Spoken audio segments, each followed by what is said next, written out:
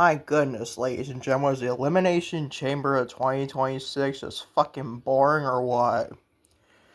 We're not going to discuss it today, though, on LimitsCenter. I'll discuss it for, obviously, tomorroor. I'll be on Limits Recap for your Tuesday, March 3rd of 2026. But that's not for that. What is going on? We're looking at this LimitsCenter on YouTube with Lucas Young 1018. Your LimitsCenter, obviously, your Monday, March 2nd of 2026. It's now the first upload or the first podcast of March, man. It was kind of crazy already in freaking March. Am I right, people? It was kind of crazy. I don't know why, but still. For you, follow me on social media, Twitter, Instagram, TikTok, and Facebook at Lucas Young 1018. Also, Lucas Young on Instagram and TikTok. Watching today's podcast. Also on Mercedes XRs on Twitter, Instagram, and TikTok as well. Watching today's podcast on YouTube, any place to get this podcast, obviously. Hit the like button on today's podcast. Hit the subscribe button, you've done so already. Turn the bell for your post notifications up on this channel. And always, leave a comment in my episode for your LimitsCenter for your Monday, March 2nd of 2026. So to start today's podcast of LimitsCenter, your news for today. Alright, let's get started. There's a Demolition of the tag team like the 90s and show, I think in the 90s or 1990s of WWE. Demolition to be inducted in the 2026 WWE Hall of Fame. We'll be discussing that. Also, some backstage news on Danhausen's AEW departure. Obviously made his WWE debut. Elimination Chamber this past Saturday. And that stupid, freaking, just bizarre reveal of the mystery box as being announced for the Chamber. Just fucking stupid. I said it on my second channel, Lucas Young, to say, at least go check out my Elimination Chamber 2026 star ratings. That show, that just reveal just fucking sucked. So much so he's booed out of the freaking building in the United States in Chicago, Illinois. And you know what? Good, honestly. That shit was awful. We're going to be discussing that. Also, the internal WWE reaction to the Masked Man storyline. Obviously, Seth Rollins being involved with that too at the Elimination Chamber. We're discussing that. Also, Jade Cargill, the reigning defending WWE Women's Champion, accuses Rhea Ripley, her WrestleMania opponent, 42 opponent, Rhea Ripley, of complaining to writers, man. And boy, drama in the WWE Women's Division, man. Drama in the women's wrestling in the WWE says, you hear freaking sirens outside my apartment, man. They're honking their fucking horn. Unbelievable, man. Unbelievable. All over, every time I record a podcast, as these horns come off my freaking the street. My apartment. You name it. Finish off, also going to say, Ashante Thee Adonis has reportedly been under contract to AEW for months to say at least. So on today's podcast, glad you joined me. Because I was going to say it's your Monday edition of LimitsCenter for Monday, March 2nd of 2026. On today's podcast today, ladies and gentlemen. Starting with, you guessed it, Demolition will be inducted in the 2026 WWE Hall of Fame.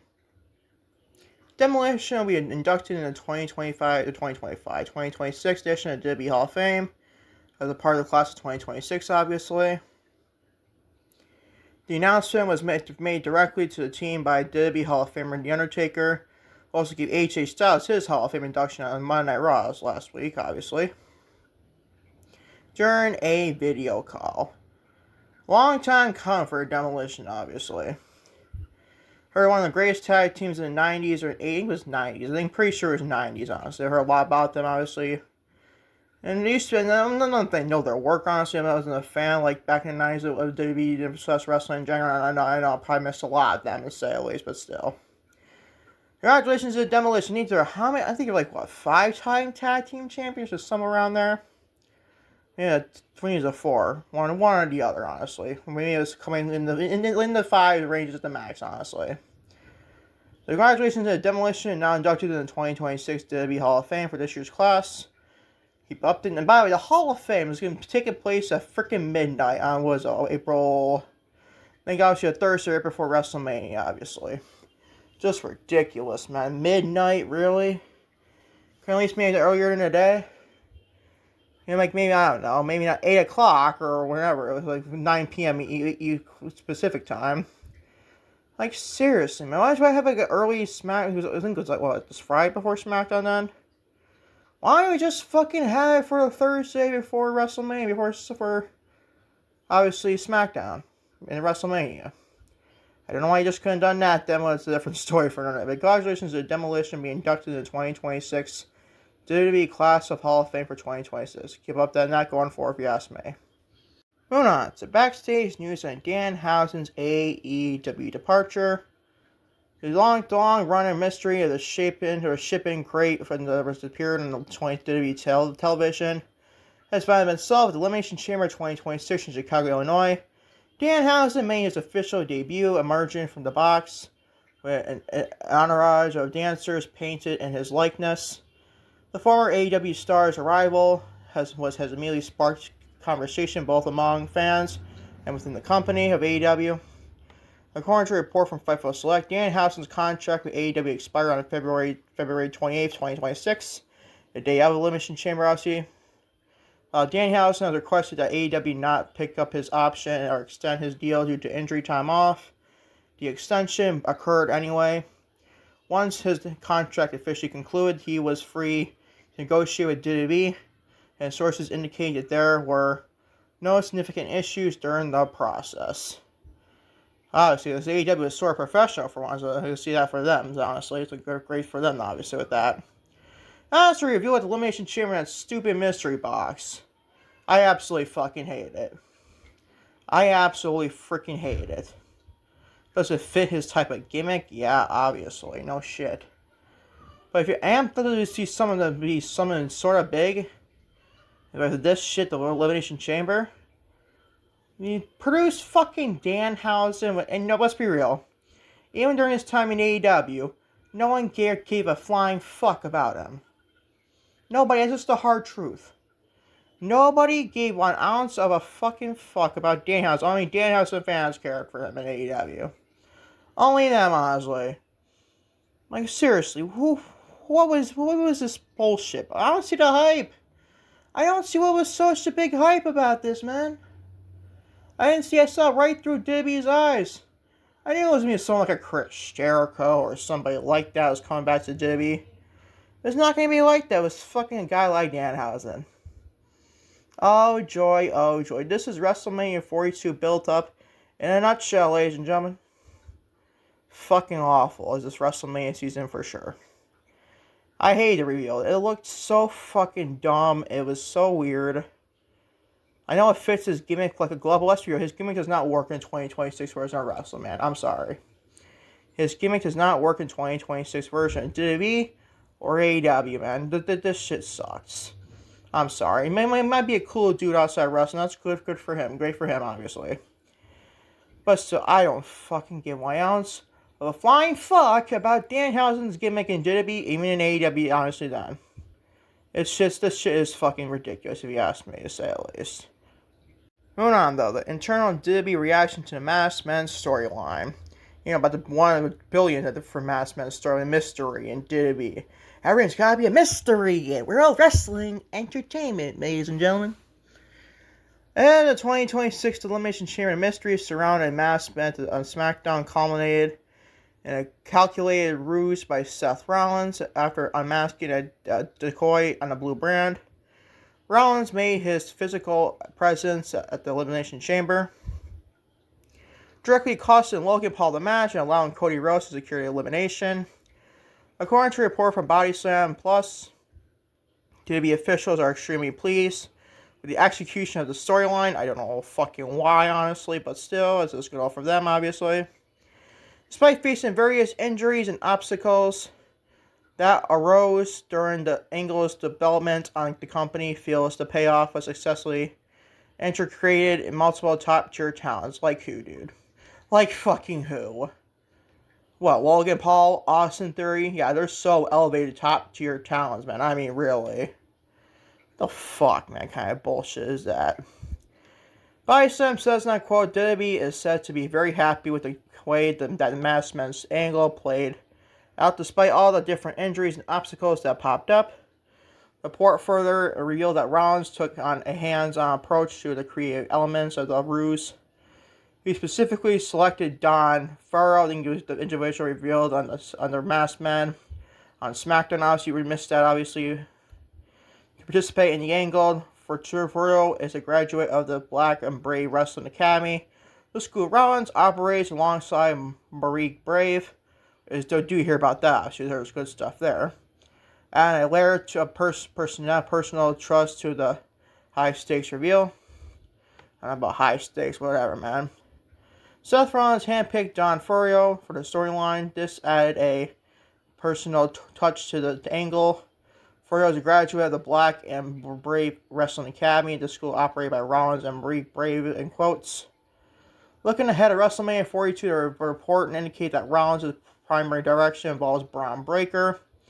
However, due to medical uncertainties, WWE has established a backup plan that would see Rollins face off against Logan Paul, which is freaking boring. We saw at WrestleMania 39, obviously.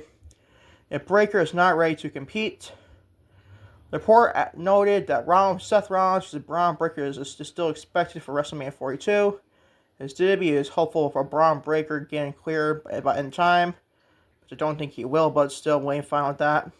But if he isn't, Rollins is currently expected to face Logan Paul at the grand stage of the Mall, end quote. I just don't see Braun Breaker being cleared by then. I feel it could be wrong, obviously. He's clear about this sale, maybe I was wrong. I just don't see him being clear from the shoulder or bicep when it comes to some of the Bronson Reed's injury. I just don't see him being cleared by then. WrestleMania is in April what, 18th and 19th of this year? I don't see him being cleared by then. Look at what, like 6 to 8 weeks and stuff like that. Like, you got injured what, the end of February? Maybe like the middle of February, beginning of February? Like, that's really dangerously close to him getting cleared. I don't know, man. We ain't find out then the sale is. But Seth Rollins and Logan Paul, I had no interest in seeing that again at WrestleMania 42 this time. We just saw WrestleMania 39. Granted, that match is pretty good if you ask me. I heard you go check that out at WrestleMania. But still, like, seriously, we only care to see it again, obviously. But then again, who knows? I mean, it's the best case scenario for Seth Rollins. I originally pitched on the second channel, Lucas Siama, of him and Bad Bunny, Seth Rollins and Bad Bunny teaming up to take on the Division, Logan Paul and Austin Theory. Obviously, I don't see that happening. I thought, in my case, I thought, for example, like, because Logan Paul and Bad Bunny gets me into it online and stuff about the Super Bowl halftime show, I think. Especially Logan's brother, Jake Paul, got involved with that, too. So keep you updated going forward. WrestleMania 42, if you ask me, what Seth Rollins will be doing by then for sure. On this podcast to say at least. Moving on, the drama in the WWE Women's Division is made from marquee match at WrestleMania 42, ladies and gentlemen. It's confirmed Elimination Chamber at the Rhea Ripley won the Women's Elimination Chamber match. Jade Cargill, the reigning defending WWE Women's Champion, accuses Rhea Ripley of complaining to writers. Oh boy, oh boy. The build to the WWE Women's Championship match at WrestleMania 42 is escalated on social media on March 1st, 2026. Obviously, champion Jade Cargill and challenger Rhea Ripley engaged in a heated back and forth on X, formerly known as Twitter, obviously, that's called Twitter, and included accusations of complaining to WWE writers and relying on the company's social media team. The exchange began when Ripley tagged Cargill in a post, sharing two old interview clips. The footage dating back to 2023 and 2024 showed Cargill praising Ripley as a dream opponent. In the clips, Cargill referred to Ripley as a powerhouse who ragdolls people around, acknowledging her dominant streak and stating that Ripley is at the top right now. Ripley used as the surface footage to mock Cargill, implying that she has always been on the champion's radar, but now the threat of her facing her is a reality. Cargill responded by quote posting or quote tweeting, honestly, Ripley's post and attaching a 25-second video from her recent appearance on the Beyond the Bell podcast. Is that what Corey Graves? I think it's all. It's after the bell. I think it's after the bell. Honestly, that's been long gone. Honestly, the virtual roundtable show featured a panel discussing wrestling topics. In a video, Cargill is seen holding her WWE Women's Championship, laughing off her previous comments and saying that I just be talking. And quote, Cargill accompanied the faux video with a caption taking a direct shot at how Ripley's content is managed, suggesting the company artificially props her ahead of their match. She doesn't go ha ha or ha, I just be talking, and which member of our social team found that video for you. With like four question marks. Cargill wrote, because we know they always have to find a way to keep you on top going into Mania. End quote, which is not lying at all. I think Ripley is what? Like what? You're going as a champion or going as a challenger for a championship like what? She's done this with what? Since WrestleMania 39? See, 39, 40, 41. It should be a fourth year in a row she's going as a freaking challenger or a champion for a marquee championship of WrestleMania. Doesn't that kind of sound ridiculous to you, honestly? Granted, if you say, oh, you're a fan of Charlotte Flair, you've been doing that the past years too. I complain about that then too. Like, what did your backup say with that one, dude? I'm not saying Ripley's a top name in women's wrestling. I'm not saying that. But what does she have to challenge for a championship every single WrestleMania? Like, it kind of sounds ridiculous after a while, if you ask me. It gives you, like, Charlotte Flair vibes, honestly, back in, like, 2016, exploring by, like, 2020s and stuff like that. Like, isn't that overkill? Like, if anything, Charlotte's taking a back seat for Rhea Ripley, and Rhea Ripley's being just like Charlotte, and Bella's back in that, like, 2016 era. Like, come on, man. We can get some, like, new, like, faces. I'm not saying she can't be on WrestleMania. I'm not saying she's not even a top star. But does she have to be in the title picture, like, every freaking year at WrestleMania? It doesn't seem ridiculous to you people. And she's people say, oh, she's with the best. She's with the best in the company. I wouldn't go that far, dude. I really wouldn't. Io Sky says hello. Bianca Belair says hello. That's just in the company in general. She's just in WWE in general, including, like, AEW involved, honestly. That's just Io for Io or Bianca or even like Asuka. Even the Horsewoman minus Mercedes Moné obviously is in AEW. Especially all the Horsewomen in ring death. I even prefer Shaw above Rhea Ripley. I may take some flack for it, but I don't care. I really don't. But so I heard that interview she did recently with that. When there was some interview, she said, 4 Horsewomen is taking a back seat to women like me and Bianca Belair. Well, guess what, Rhea? You're not talking about Mercedes Moné, obviously, because Bianca Belair, believe it or not, is older than Mercedes. Believe it or not, people, go check it out on Google. You can Google shit, that shit right there. So Rhea's comments to me on that was just freaking, honestly, kind of laugh. I like Rhea Ripley. But this was just something I can't defend Ripley on at all. I just can't. Complain to writers and stuff like that, which is...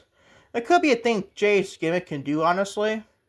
That's one like take it as a hard jab at Ripley. Like we've seen worse. Like Rhea Ripley's the type of woman that probably does like a Charlotte Flair to me sometimes. That's like she come off me as a point. I don't know, man. Let me know in the comment section on this channel what you think of this topic, to say the least. I prefer to stay out of it before I get canceled online thanks to social media. Clippers, or whatever you want to call it online, to say the least, man.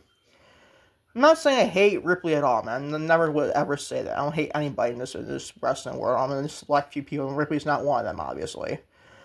Reason why I don't even people call her Rhea Hogan, especially at their Elimination Chamber this past Saturday. I don't call her anybody compared to Hulk Hogan. I really don't. I always defend people with shit like that. You know, I'll even defend Rhea Ripley. Rhea be there to say the least. For sure, if you ask me. And finally, for your LimitsCenter podcast for Monday, March 2nd of 2026. On YouTube, Lucas Eon 1018. Final topic is Ashante Thee Adonis has reportedly been under contract to AEW for months. Ashante Thee Adonis now competing under his real name, I'm going to butcher this one, Tio Miles, or T Miles, I think that's how you fucking say, I don't know, man. He's officially signed with AEW, All Elite Wrestling. According to a report from Fightful Select, the 36-year-old, he's really 36, really, that's shocking to me, honestly, has actually been under contract for 6 months, which is kind of not shocking to me, that honestly. Having quietly signed the promotion during the first week of September 2025. He's just now being used on television, honestly. It's just freaking laughable, if you ask me, from Tony Khan. Like, so just that in general, so why would you make it anything useful in AEW? The answer is no. The answer is just no. He's been literally signed since September of 2025. He hasn't done anything on television at all, man. Which is kind of, maybe it's on Ring of Honor to a point, but then again, like, what's that role when you use me in Ring of Honor, really? That sounds kind of just bizarre if you ask me. Why this man like in TNA or something like that? AEW is a stacked roster. And you don't need a guy like Ashante Thee Adonis on AEW Dynamite or AEW Collision, whatever. Even Ring of Honor to a point too. That's a little bit quick update on that for sure if you ask me. Ashante's a talented pro wrestler. I think he's a very good pro wrestler. I think he's a very good gimmick, and this man will be skyrocketing quite potentially an upper mid-card talent in AEW. Even we some mid-card talent in AEW. But still, that's my thoughts on this for sure if you ask me. That is your LimitsCenter podcast, your Monday, March 2nd of 2026. I know, kind of a short podcast, only like, 22, 23 minutes long. Kind of shocking, I know, to a point to say at least. So just recapping Elimination Chamber probably tomorrow. A Limits recap for your third Tuesday, March 3rd of 2026. But thank you all for watching LimitsCenter, obviously, for your Monday, March 2nd, 2026. On YouTube for Lucas Eon 1018.